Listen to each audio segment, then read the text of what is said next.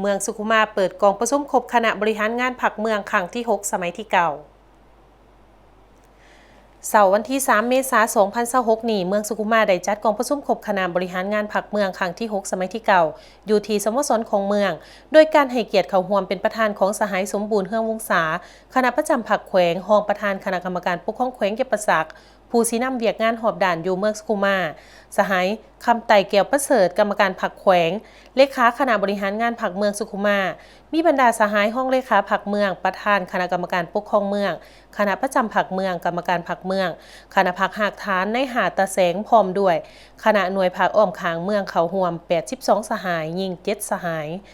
โอกาสดังกล่าวนี้สหายคำไต่เกี่ยวประเสริฐกรรมการพรรคแขวงเลขาคณะบริหารงานพรรคเมืองสุขุมาก็ได้ให้เกียรติพันขยายมติกองประชุมครบคณะบริหารงานพรรคแขวงครั้งที่ 4 สมัยที่เก่าพร้อมทั้งกล่าวเปิดกองประชุมอย่างเป็นทางการจากนั้นสหายคำไพไซสงครามห้องเลขาพรรคแขวงหัวหน้าคณะจัดตั้งเมืองก็ได้ให้เกียรติขึ้นพานหางบทตีราคาการนำภาษีนำเวียกงานหอบด่าน3 เดือนต้นปี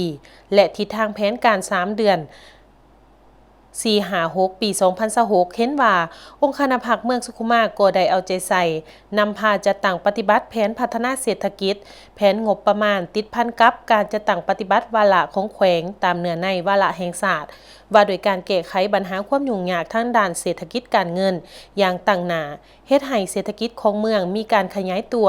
ความหมายสำคัญที่เห็นได้แม่นชีวิตการเป็นอยู่ของประชาชนได้ปรับปรุงพัฒนาโดยเฉพาะสร้างอาชีพการสร้างรายรับตัวจริงของประชาชนติดพันกับท่าแห้งของท้องถิ่นดีขึ้นเทอละก้าวพร้อมนั้นแต่ละหอการก็ได้พัดเปลี่ยนกันขึ้นรายงานเกี่ยวกับการจัดตั้งปฏิบัติเวียกงานของกลุ่มกองตนโดยเฉพาะก็ได้รายงานเกี่ยวกับการจัดตั้งปฏิบัติแผนพัฒนาเศรษฐกิจสังคม3 เดือนต้นปี1-2-3และทิศทางแผนการ4-5-6 ปี 2026รายงานการแก้ไขปรากฏการณ์หย่อโถในสังคมติดพันกับ